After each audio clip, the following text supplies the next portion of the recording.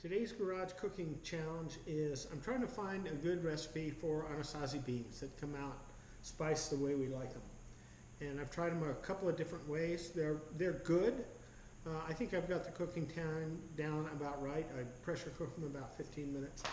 But ever since the Instapots came out, there are some high quality pressure cooker books now. This one is actually vegan pressure cooker book, and it's excellent. And all you have to do if you want meat in is add meat to it. But there's some good recipes in here, and I'm going to be trying theirs with some tweaks to cook these Anasazi beans, and we'll see how they turn out. But I'll go through the spices we're using and what they suggest that we're not using on this. A tablespoon of olive oil so they don't stick to the pan. 3/4 cup of diced onion. They say 3 cloves of garlic. I'm using garlic powder. 2 tablespoons of diced jalapeno, which is 1 jalapeno really. A half teaspoon of cumin. They say a tablespoon of dried oregano. I think that's way too much. I'm using about a half a teaspoon. A full tablespoon of chili powder. That's a must do. Teaspoon of red pepper flakes. You can add yellow pepper if you want to, potatoes if you want to. And I'm going to use this can of sliced stewed tomatoes to add some body to them. And half a teaspoon of salt. They say bay leaves, not happening. Some liquid to cook it in. You could add some bacon if you want to. 12 ounces of dried Anasazi beans, which I have already soaked overnight, and some lemon juice. So those are the ingredients. And if you have trouble with your cookbook staying open in the garage, you just get a nice wood plank, put it on there, and it'll sit here just fine. Also, in commemoration of the ancients, because I've been doing a lot of hiking to ancient sites and stuff, I finally found a nice clothes point. This is not an ancient one. I have found some artifacts that I believe belong right where they lay. I find it particularly distressing that we disturb human remains, especially if they exhume them and don't return them to where they were. Putting somebody's skull in a box in a warehouse troubles me. But I found there's a fellow in Utah that does some terrific stonework, and he has the long side Clovis flutes on this. And I tried to learn this, and what I learned was it is one hell of a good way to cut yourself. But I've got that here. The other thing that I have here is an analog point. During the Basket Maker 2 period, they had not discovered pottery or the bow and arrow yet. And they threw an analog, and they would make a nice shaft for a spear. And then they would taper the end in so that these points could sit in there, and then they would throw them with a lever at the tail of the spear. And they could throw an analog 200 yards, I'm told.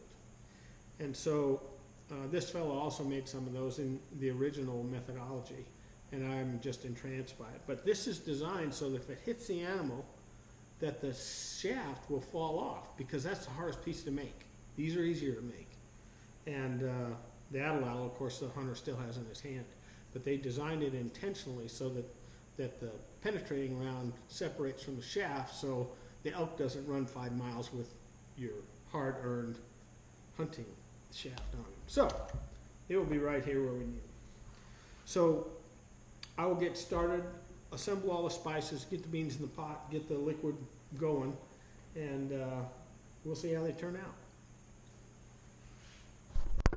All right, I put the teaspoon of oil in the bottom of the pressure cooker, and I smeared it around with my fingers so the beans won't stick.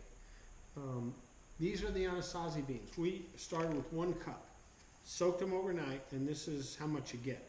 So 1 cup makes a lot of beans. I'll put them in here.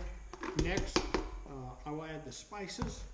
This is the chili pepper, oregano, red pepper flakes, garlic powder, and cumin.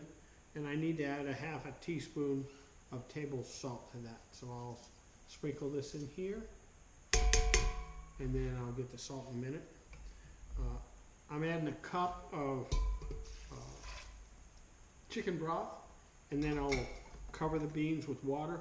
You gotta make sure that you have enough water in a pressure cooker because beans soak it up. Next I'll add the juice from 1 lemon.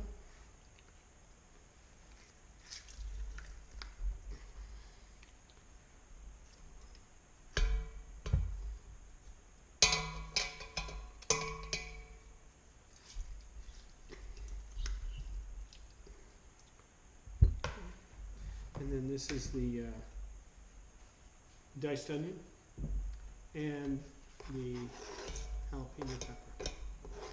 If you wanted to, you could add bacon to this. It would turn out pretty good. And I am very grateful for all the people who are using Instant Pots because it resulted in some terrific cookbooks. I'll add the can of stewed tomatoes. These are sliced. And other than salt, I think we're pretty ready to go. I'll cover that up with water and get it on the heat with a good little Clovis point nearby. Okay, our 15 minutes are up. Pressure's still on in here. I will cool this under the faucet until the pressure comes off. And we'll have a look inside.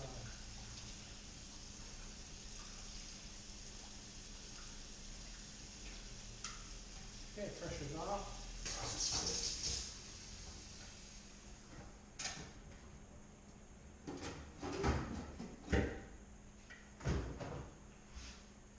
And then what I'll do is pour off the extra water.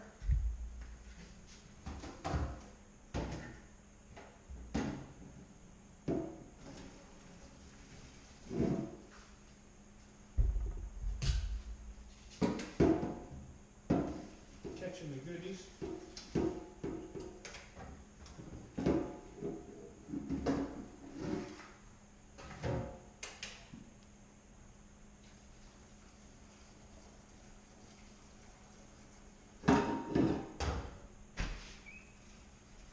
That's smelling mighty good.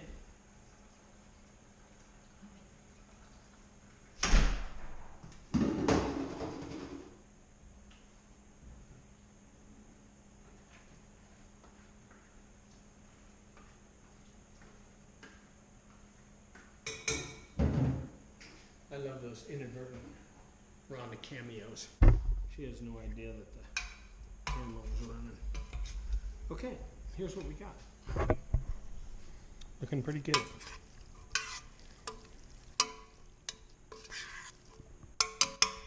Anasazi beans with a little history lesson.